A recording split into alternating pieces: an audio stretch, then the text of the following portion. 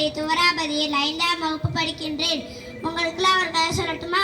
ஒரு ஊர்ல பெரிய பணக்காரர் இருந்தாரா. அவர்கிட்ட நிறைய சொத்துக்கள், நிறைய செல்வங்கள், நிறைய பணங்கள் இதெல்லாம் இருந்துச்சா. ஒரு நாள் அவரு எல்லா சொத்துக்கள், எல்லா செல்வங்கள் எல்லாத்துக்கும் பகிர்ந்து கொடுத்துட்டாரா. அவர் உடுத்துற உடைய தவிர மீதி எல்லாத்தையும் கொடுத்துட்டாராம். கொடுத்துட்டு தெருவில் நடந்து வந்துட்டு இருக்கும் போது அவருக்கு எதிர்த்தாப்புல ஒரு ஏழ்மையான நிலையில ஒருத்தவர் உடுத்துறதுக்கு உடையே இல்லாம நடந்து வந்துட்டு இருந்தாரா. அந்த ஏழ்மைக்காரர் பணக்காரர்கிட்ட கேட்டாரா, ஐயா ஏதாவது எனக்கு தர்மம் பண்ணுங்கயா அப்படின்னு கேட்டாரா. எனக்கு தான் காசு எதுவுமே இல்லை. அதனால அவர் இடுப்புல கட்டியிருந்த வெள்ளி ஜரிகை வேஷ்டியை அவுத்து பாதியா கிழிச்சு அவருக்கு பாதி கொடுத்துட்டு இவர் பாதி கையில வச்சுட்டு போய் ஆலமரத்துக்கு அடியில உட்காந்து தியானம் பண்ணிக்கிருந்தாராம். அந்த ஏழ்மைக்காரர் நினைச்சாரு, இதை வச்சுட்டு நம்ம என்ன பண்ணலாம் அப்படின்னு நினைச்சாரா.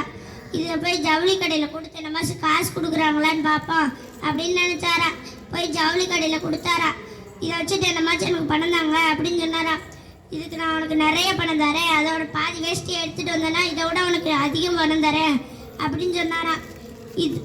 இவரும் அந்த ஏழ்மையான காரரும் அந்த பாதி வேஷ்டிக்கு ஆசைப்பட்டு வந்த வழியிலே போய் அவர்கிட்ட அந்த வேஷ்டியை வாங்க போனாரா. அவர் அந்த ஆலமரத்துக்கு அடியில் உட்காந்து தியானம் பண்ணிக்கு இருந்ததை பார்த்தாரா. அவர் இதே நம்மளுக்கு நல்ல வாய்ப்பு அப்படின்னு சொல்லிட்டு மெல்ல மெல்ல போய் அந்த வேஷ்டி எடுத்துட்டு வரும்போது முள்ளு குத்திருச்சா. என்ன குத்திருச்சா? முள்ளு குத்தினோடனே அவர் ஆணு கத்திட்டாரா. கத்தினோடனே அந்த பணக்காரரு தியானத்துல இருந்து முழிச்சுட்டாரா. முழிச்சதுக்கு அப்புறம் தான் எல்லாரும் அவர் திட்டுவாருன்னு தானே நினைச்சோம். ஏன்னா அவர் திட்டலை, வருத்தப்பட்டாரு. ஒரு பாதி வேஷ்டிக்கு ஆசைப்பட்ட ஒரு மனிதனவே நம்ம திருடனை ஆக்கிட்டோமே. ஏன்னா அவர் வருத்தப்பட்டாரு. இதுல இருந்து நம்ம என்ன தெரிஞ்சுக்கிறோம்னா, ஒரு பொருள் மீது வைத்த பற்று இன்னொருவரை திருடனாக மாற்றிவிட்டது என அவர் நினைத்து வேதனைப்பட்டார்.